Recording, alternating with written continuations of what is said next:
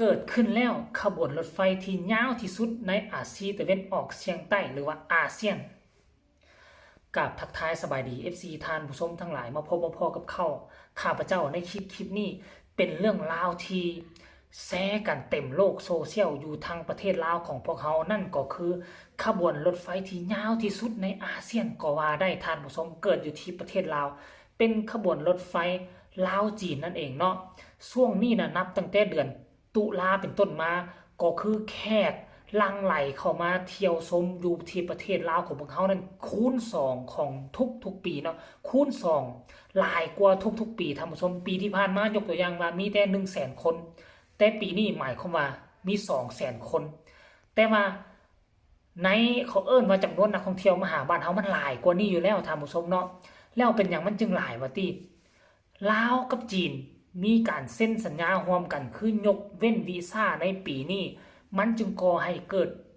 มีแขกชาวจีนหลั่งไหลเข้ามาคูณ2นั่นเองที่สำคัญไปเบิ่งคลิปสั้นๆคลิปนี้ก่อนว่าขบวนรถไฟยาวประมาณส่ำไหนไปเบิ่งก่อนไป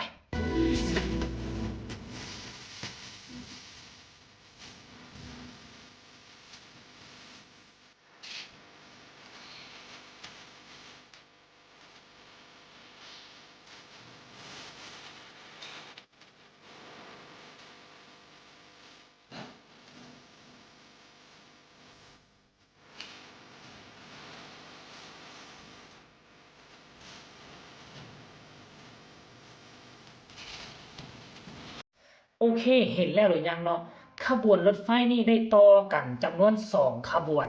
ขบวนหนึ่งนี่มีเท่าไหร่มี8ถึง9ตู้นั่นหมายความว่านี่เที่ยวหนึ่งนี่รถไฟลาวจีนนี่จะมี18ถึง20ตู้ถึง20ตู้นั่นเองแล้วบรรทุกผู้โดยสารครั้งหนึ่งนี่โอ้ท่านผู้ชมเกือบ 2,000 กว่าคนในท่านผู้ชมเลยเกือบ 2,000 กว่าคนเนาะแล้วมื้อนึงนี่มี4-5เที่ยวนอกจากตัวนี้เป็นรถไฟด่วนแล้วยังจะมีรถไฟตัวระบบปกติระบบซ่าคือ100กิโล120 120กิโลเมตรต่อชั่วโมงนั่นเองท่านผู้ชมเนาะนี่แหละมันบ่งบอกถึงว่านะบางคนเนาะบางประเทศซื้อบางประเทศเอาไปเฮ็ดข่าวต่างๆนาบอกว่าลาวเฮานี่บ่มีคนมาท่องเที่ยวย้อนสาเหตุเล่าเถื่อนอยู่เมืองวังเวียงเฮ็ดให้ชาวต่างประเทศเสียชีวิตถึง 6-7 คนตอนนี้นี่วังเวียงเป็นเมืองห้างบ่มีไผมาเที่ยวเบิกตาเบิ่งดีๆเบิ่งคลิปนี้เนาะคือค่อยเดินทางจากเวียงจันทน์ลงหลวงพระบางลงมาเวียงจันทน์ก็คนเต็มปกตินี่ถ้าซื้อตั๋วรถไฟถ้าซื้อปีรถไฟเฮาใช้โทรศัพท์นี่ซื้อมันจะง่ายดายที่สุดแต่ทุกมื้อนี่นะเฮาบ่สามารถซื้อได้อย่างง่ายดายคือแต่เก่าแล้วถึงว่าเจ้าจะมีมือถือให้ซื้อแต่มันก็ซื้อบ่ได้คือค่อยนี่นะจะซื้อมื้ออื่นนี่เป็นไปบ่ได้แล้วซื้อมื้อฮื้อนี่เป็นไปบ่ได้ซื้ออีก3มื้อต่อไปนี่ก็เป็นไปบ่ได้เนาะมันซื้อยากจนได้จ้างกันซื้อจ้างพนักงานซื้อพุ่นกลัวจะได้บัตรกลัวจะได้ตั๋วกลัวจะได้ปี้รถได้ขี่รถแล้วมื้ออื่นนี่เขาจะเดินทางจากเวียงจันทน์ไปหาหลวงพระบางค่อยก็ได้ซื้อไว้แต่เมื่อวานนี่พุ่นแต่ว่าค่อยโชคดีซื้อถึกปี้เขาเจ้ารุดจองมาแล้วค่อยจึงโชคดีได้เนาะท่านผู้ชมเนาะและซ้ำบ่นำปีนี้ว่าแขกมาคูณ2ปีหน้านี่แขกจีนจะเข้าลาวคูณ3ท่านผู้ชมคูณ3คือแนวใดปีหน้านี่เป็นปีท่องเที่ยวลาวจีนมาเบิ่งว่าจะยกเว้นวีซ่าคือเก่าบ่แล้วเป็นปีท่องเที่ยวมันต้องมาหลายกว่าปีนี้อีกฉะนั้นแล้วประชาชนลาวของพวกเขาเตรียมรับขบวนท่องเที่ยวจีนที่จะมาถล่มทลายอยู่ในบ้านเฮาถึงแม้นว่าเนาะนักท่องเที่ยวจีนมาหลายบางคนก็บอกว่าโอ้แนวนั้นแนวนี้แหละมันบ่ดีมีแต่คนจีนได้เงินแต่พวกเจ้ามาคิดเบิ่งภาพรวมเบิ่งว่า1เขาขี่รถไฟมาคนลาวเฮาก็มีเปอร์เซ็นต์เป็นหุ้นส่วนอยู่ในรถไฟคนลาวเฮาก็ได้อันที่2มานี่เขาเจ้าต้องได้เช่ารถตู้ก็เป็นคนลาวเฮาเป็นเจ้าของเป็นคนลาวเฮาครับมื้อนึงนี่ล้าน3หาล้าน5ค่าเช่ารถตู้ซ้ำบ่นำปัจจุบันนี้คนมันมาหลายสมัยตะกี้ได้แขกมาน้อยอาจจะเอาไปนอนแต่โรงแรมของจีนแต่ทุกมื้อนี้แขกจีนมาคูณ2โรงแรมจีนที่มีมาลงทุนอยู่นี่มันมีน้อยมันบ่สามารถรองรับมันก็เลยเลือไปใส่โรงแรมของคนลาวที่เป็นเจ้าของอันที่2เขามาเที่ยวนี่บ่แม่นว่าเขาเอาไปที่ห้านอาหารจีน ในขบวนการท่องเที่ยวในกรุ๊ปทัวร์กรุ๊ปหนึ่งมี6มื้อจะมีกินอาหารลาวนี่3-4คาบดังนั้นแล้วมันมาหลวงพระบางนี่ต้องไปกินสินดาดอยู่แล้วเอาสินดาดกับห้านอาหารลาวห้านสินดาดลาว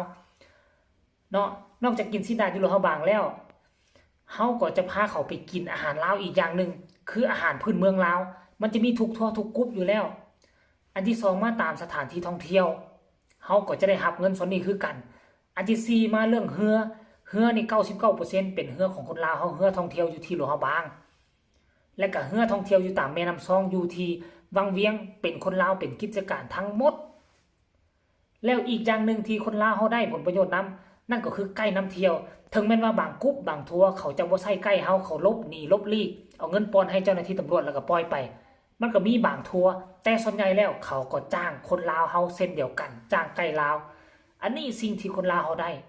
สิ่งเขาได้ก็มีสิ่งเฮาได้ก็มียังบ่รวมถึงกิจการแหล่งท่องเที่ยวต่างๆนั่นก็คือคนลาวเฮาได้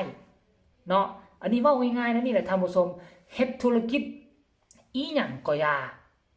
บ่แม่นว่าฝ่ายเฮาได้อย่างเดียวแล้วฝ่ายเขาบ่ได้มันก็ต้องมีผู้ได้ผลประโยชน์เนาะทั้ง2ฝ่ายมันจึงจะได้ยกตัวอย่างว่าค่อยกับเจ้าเฮ็ดธุรกิจนำกันจะให้ค่อยได้คนเดียวบ่เจ้าบ่ได้เลยบ่มันเป็นไปบ่ได้